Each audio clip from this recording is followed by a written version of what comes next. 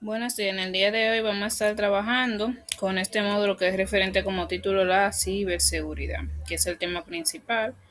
Y pues la ciberseguridad es la práctica de defender las computadoras y los servidores, los dispositivos móviles, los sistemas electrónicos, las redes y los datos de ataques maliciosos. También se conoce como seguridad de tecnología de la información o seguridad de la información electrónica.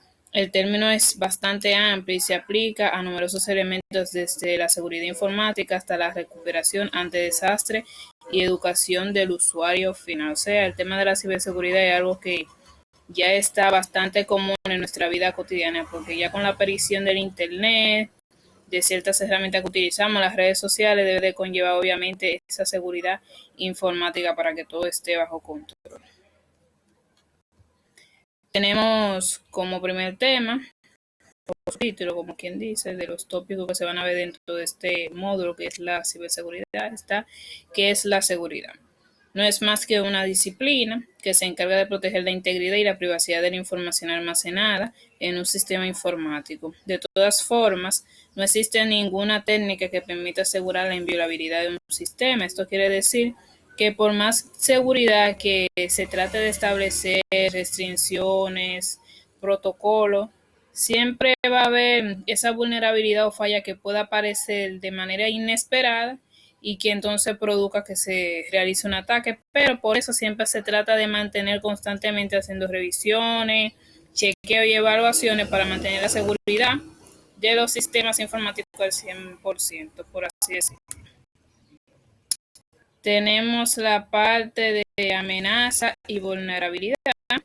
Estos son dos conceptos bastante comunes y que son importantes y básicos dentro del tema de la ciberseguridad. Una vulnerabilidad, hablando ya en temas de informática, es una debilidad o fallo en un sistema de información que pone en riesgo la seguridad de la información, pudiendo permitir que un atacante pueda comprometer la integridad, disponibilidad o confidencialidad de la misma, por lo que es necesario encontrarlas y eliminarlas lo antes posible. Estos agujeros pueden tener distintos orígenes, por ejemplo, fallos de diseño, errores de configuración o carencias de procedimientos. O sea, que la vulnerabilidad son como aquellos blancos que hay, aquellas puertas que no tienen como una seguridad máxima, que cualquiera puede entrar de manera desprevenida sin que la otra persona tenga consentimiento de lo mismo.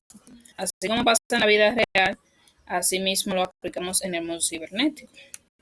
Por otra parte, tenemos la amenaza, que es toda acción que aprovecha una vulnerabilidad para atentar contra la seguridad de un sistema de información, es decir, que podría tener un potencial efecto negativo, obviamente, sobre algún elemento de nuestro sistema. Las amenazas pueden proceder de ataques, fraude, robos y virus, sucesos físicos como incendios, inundaciones o negligencia y decisiones institucionales, mal manejo de contraseña, no usar cifrado, que desde el punto de vista de una organización puede ser un tanto internas como externas.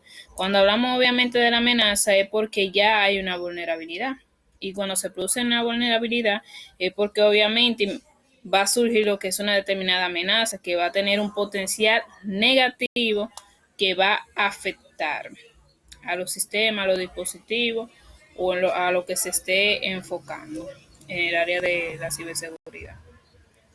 Tenemos también algo bastante importante y básico que uno debe de tener conocimiento y es el triángulo de seguridad, que como pueden observar tenemos tres elementos importantes que no se deben de olvidar: disponibilidad, integridad y confidencialidad. La disponibilidad no es más que el acceso de la información que se da en un tiempo razonable de los usuarios autorizados. O sea, es que ese sistema informático siempre esté disponible al usuario sin ningún tipo de problema, que siempre pueda accesar de manera inmediata. Cuando nos hacemos referencia a la integridad, es ya la información donde que no puede ser borrada, modificada, que puede ser borrada y modificada por lo que son usuarios autorizados.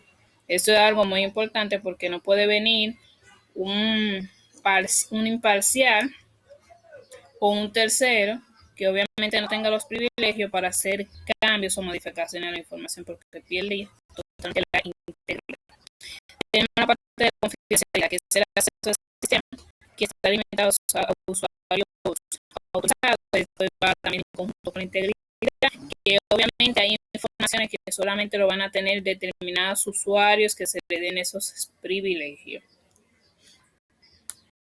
lo cual deben de tener la confidencialidad de mantenerlo en regla. Por otra parte, tenemos los factores de autenticación y tipos de autenticación.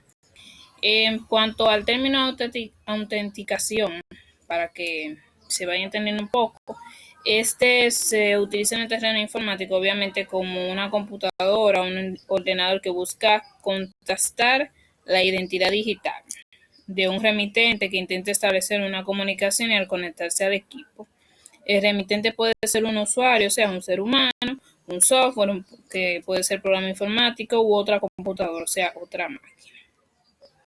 Hay diferentes tipos de autenticación que utilizamos hoy en día, tanto en las computadoras como en los dispositivos móviles. Por ejemplo, tenemos la del facial, que muchos lo ponen como una forma de autenticación para la contraseña. Tenemos la parte de la voz, tenemos la parte de las huellas digitales, tenemos la parte del PIN, la contraseña, el patrón. Eso es algo que con lo que trabajamos todos los días. Y en cuanto a los factores de autenticación, son tres principales. Tenemos la parte de usuario, contraseña, validación. La parte de usuario obviamente es importante para uno poder acceder, la contraseña, así como validar si uno es un robot. Son protocolos de autenticación comunes.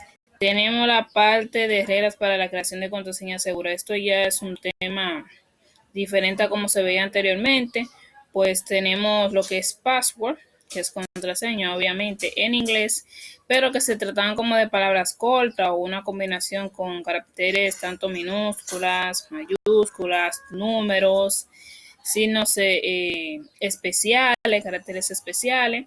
Y pues ya esto ha ido cambiando un poco porque realmente como la tecnología ha ido avanzando, ya la mayoría de los hackers fácilmente pueden descubrir o descifrar esas combinaciones. Pues entonces hay como un nuevo estilo referente a la creación de contraseña segura, que es el phraseword que diga. El phraseword no es más que una contraseña, pero en estilo hay diferentes palabras, obviamente, que uno puede recordar, y mientras más caracteres se le va agregando, obviamente las combinaciones que se puedan realizar obviamente van a aumentar, y eso va a ser imposible de descifrar para el hacker. Tenemos la criptografía y criptoanálisis. Estas dos van de la mano, pero se diferencian por lo que realiza cada una. La criptografía no es más que la técnica de proteger documentos y datos. Funciona a través de la utilización de cifras o códigos para escribir algo secreto en documentos y datos confidenciales. Su utilización es tan antigua como la escritura. Sin embargo, el criptoanálisis hace lo contrario a esa disciplina. Es el arte de descifrar comunicaciones encriptadas sin conocer las llaves correctas. Existen muchas técnicas criptoanalísticas. Algunas de las más importantes son, por ejemplo, lo que es distintos cifrados con lo que se pueden tratar, obviamente, para descubrir la misma. Fue la parte del cifrado de Julio César. En criptografía, el cifrado de Julio César, también conocido como cifrado o código de César, es una de las técnicas de codificación más simples y más usadas. Es un tipo de cifrado por sustitución en el que una letra en el texto original es reemplazada por la letra que se encuentra un número fijo de posiciones más adelante en el alfabeto. Por ejemplo, con un desplazamiento de 3, la A sería sustituida por la D, situada a 3 lugares a la derecha de la A. La B sería reemplazada por la S. Este método debe ser su nombre según su etonio a Julio César, que lo usaba para comunicarse con los generales. Era bastante utilizado en su. Tenemos la parte de Alan Turing. Esto es un prominente, compró muchos aportes y funciones en el área de la informática y en algunas más en específico. Este fue un matemático, lógico, informático teórico, criptógrafo, filósofo, biólogo teórico, maratoniano y corredor de ultradistancia británico. Computación y precursor de la informática moderna, proporcionó una influyente formalización de conceptos de algoritmo y computación a la máquina de Turing, que es el aporte más destacado que este tuvo. Obviamente, formuló su propia versión que hoy es simplemente aceptado como la tesis de Schur-Turing, que eso fue para 1966. Durante la Segunda Guerra Mundial trabajó en descifrar los códigos nazi, particularmente de la máquina Enigma, que eso se hablaremos más adelante. Y durante un tiempo fue el director de la sección naval Enigma de Bletchley Park. Se estima su trabajo cortó la duración de esa guerra entre 2 y 4 años. Tras la guerra diseñó uno de los primeros computadores electrónicos programados digitales en el Laboratorio Nacional de Física del Reino Unido. Y poco tiempo después construyó otra de las primeras máquinas en la Universidad de Manchester. En el campo de la inteligencia artificial es conocido sobre todo por la concepción del test Turing, un criterio según el cual puede juzgarse la inteligencia de una máquina si sus respuestas en la prueba son indistinguibles a las de un ser humano. Y son bastantes operaciones que nos conllevan a muchos usos hoy en día, principalmente la parte del test Turing. Tenemos la máquina Enigma, que se habló anteriormente, de que Alan Turing se dice que fue el que obviamente descifró totalmente la codificación que utilizaba esta maquinaria. Esta consistía en una máquina de rotatoria que permitía usarlo tanto para cifrar como descifrar mensajes. Fue patentada en 1918 por la empresa alemana Scherbius Ritter, cofundada por Arthur Scherbius, que había comprado la patente de un inventor neerlandés y se puso a la venta en 1923 para un uso comercial. En 1926 la Armada alemana la adoptó para uso militar y poco después se extendió su uso a las demás fuerzas armadas alemanas, siendo su uso extendido antes y durante la Segunda Guerra Mundial. Fue un elemento muy utilizado y que hasta cierto tiempo le ayudó a los nazis en cuanto a la guerra.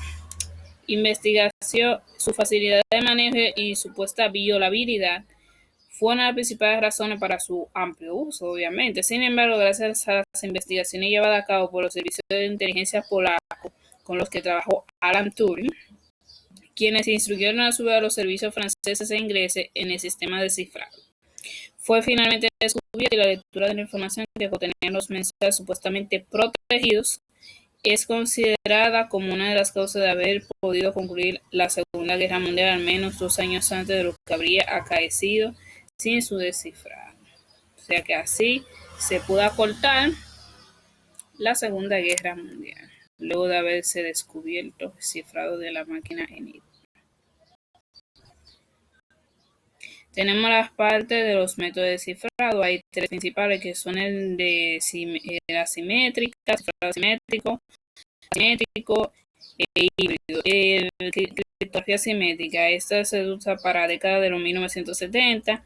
El cifrado se basa en la información cuyos orígenes se remontan a métodos de la antigüedad como el mencionado código CS, del cual estuve hablando anteriormente en qué consistía. El principio básico que la sustenta es que tanto el cifrado como el descifrado se requiere de una sola clave secreta. Esto implica que los dos interlocutores han de disponer de una copia de la clave, que se ha de proteger de terceros para no arriesgar la información secreta. Esto hace que este procedimiento se le conozca como criptografía de clave secreta. Sin embargo, tenemos la simétrica, que es lo contrario. Mientras que en la simétrica se utiliza la misma clave en ambas partes de la comunicación, en una comunicación cifrada simétrica, ambos interlocutores, de forma encriptada, cada parte ha de ser a conocer a su clave, lo que suele tener lugar mediante el servidor de clave. Es lo que se conoce como método de clave pública y privada. La clave privada permanece un recaudo y es aquí donde reside de los sistemas criptográficos asimétricos. Al contrario que en los simétricos, la clave privada no se conoce. Y la híbrida consiste en la utilización de algoritmos tanto simétricos como asimétricos en la transferencia de datos en Internet. El objetivo de esta combinación es compensar las debilidades de un sistema con las ventajas del otro. Y pues aquí, como se estuve mencionando, el método de